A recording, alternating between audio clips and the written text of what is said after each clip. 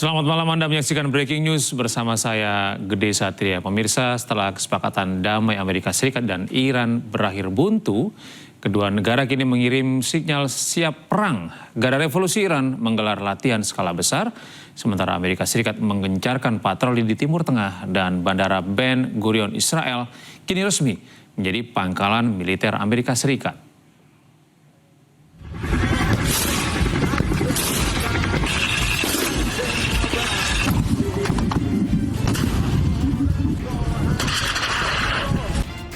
Garda Revolusi Iran menggelar latihan perang skala besar. Latihan digelar non-stop 5 hari 5 malam. Garda Revolusi Iran menyebut latihan perang untuk menghormati gugurnya pemimpin tertinggi mereka Ayatollah Khamenei dan kesiapan menghadapi agresi Amerika Serikat Israel. Latihan digelar di lokasi operasional di sekitar Teheran.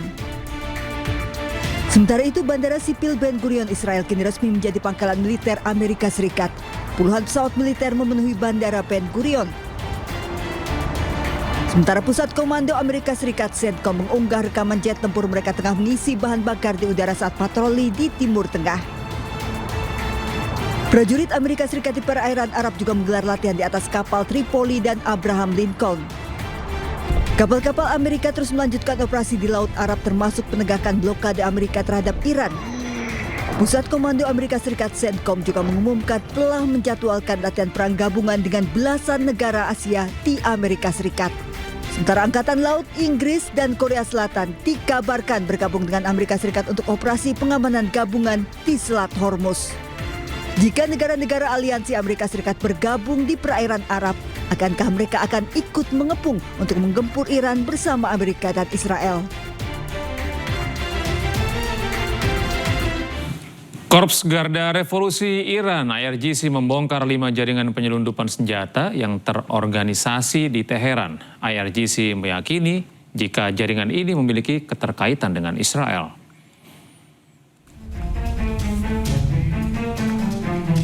Sebanyak 20 orang yang terafiliasi dengan kelompok teroris dan jaringan penyelundupan senjata internasional berhasil diringkus oleh Korps Garda Revolusi Iran. Saat penggerbekan ditemukan lebih dari 50 pucuk senjata api berbagai jenis, maksud kami sekitar 70 kg bahan peledak, serta hampir 2.000 butir amunisi dan perlengkapan militer lainnya. Intelijen IRGC Provinsi Teheran meyakini kelompok-kelompok ini bertugas menciptakan ketidakstabilan serta gangguan keamanan di wilayah Iran atas arahan pihak asing, yakni Israel.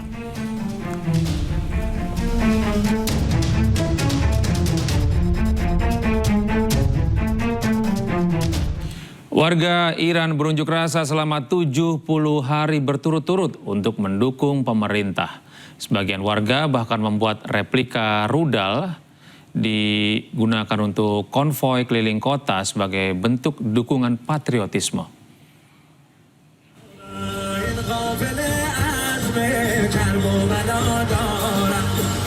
Warga Iran terus melakukan unjuk rasa untuk menyuarakan dukungan kepada pemerintah Iran. Selama 70 hari berturut-turut, rakyat Iran tak kenal lelah untuk turun ke jalan-jalan mendukung pemerintah. Dalam aksi tersebut, mereka terlihat berkumpul sambil membawa bendera Iran dan meneriakkan slogan-slogan dukungan. Sementara dalam unjuk rasa lainnya, warga Iran membuat replika rudal di atas mobil sambil konvoi keliling kota. Replika tersebut dibuat menyerupai rudal balistik Iran sebagai bentuk dukungan patriotisme dan unjuk kekuatan militer Iran.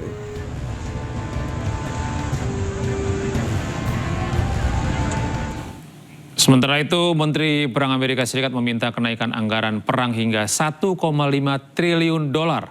Tambahan anggaran itu diajukan dengan alasan Amerika menang perang. Permintaan kenaikan anggaran ini pun memantik kecaman dari anggota Kongres.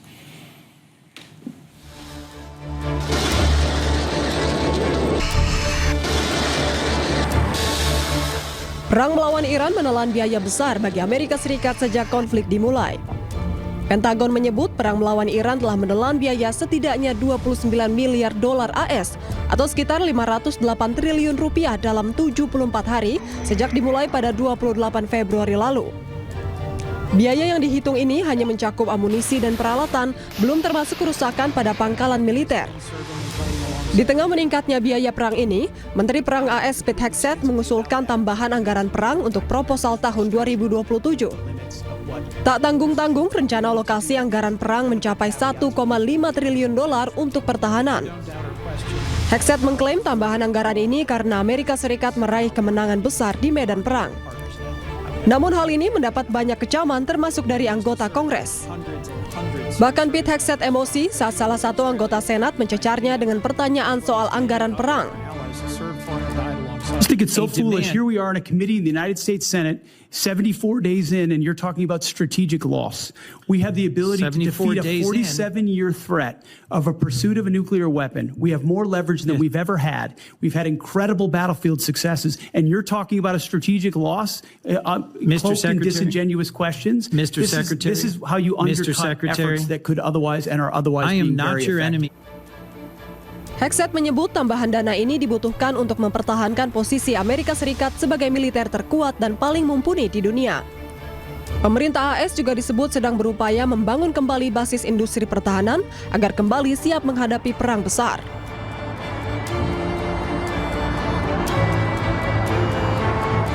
Demi memenangkan perang, Amerika Serikat tak peduli keuangan negara yang digelontorkan untuk operasi militer. Trump mengatakan Amerika Serikat hanya peduli menghancurkan program nuklir Iran.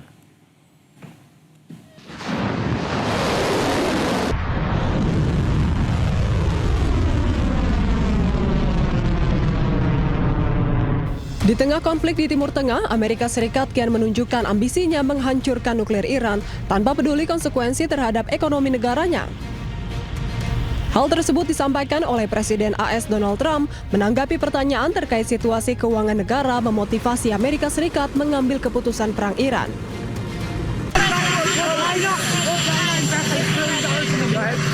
When you're negotiating with Iran, Mr. President, to what extent are Americans' financial situations motivating you to make a deal?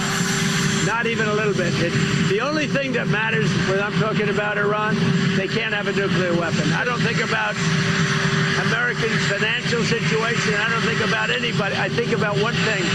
We cannot let Iran have a nuclear weapon. That's all. That's the only thing that motivates.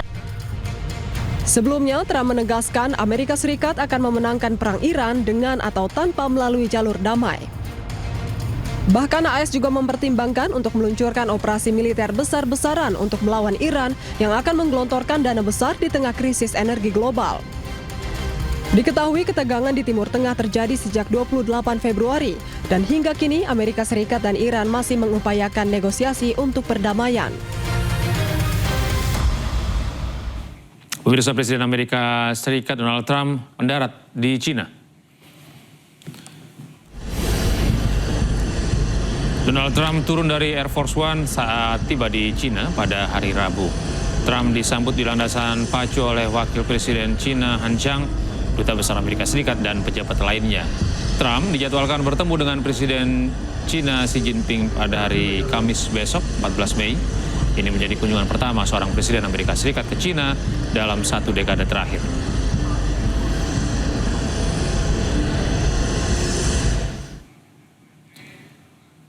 Dalam kunjungan kali ini, kedua negara akan fokus membahas hubungan perdagangan, kerjasama ekonomi, dan diskusi strategis yang lebih luas antara Washington dan Beijing.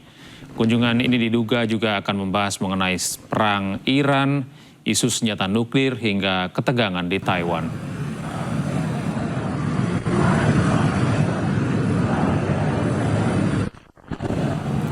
Bendera Amerika Serikat dan Cina menghiasi sepanjang jalan utama di Beijing jelang pertemuan Presiden Amerika Serikat Donald Trump dan Presiden Cina Xi Jinping. Keduanya dijadwalkan bertemu pada Kamis 14 Mei besok.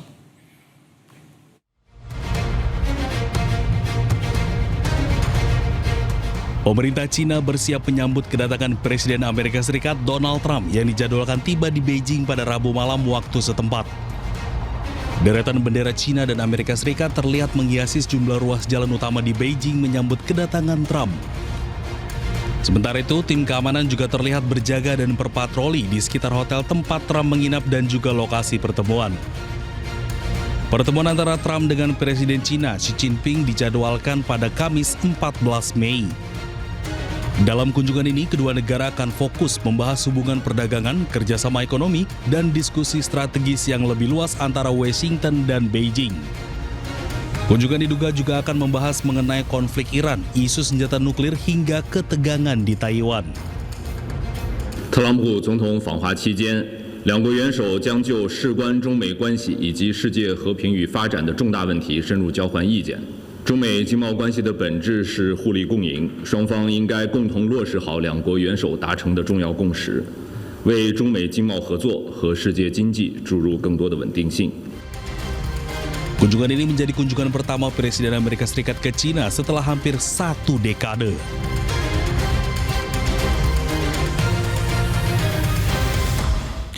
Kami akan jeda sejenak, breaking news akan segera kembali sesaat lagi.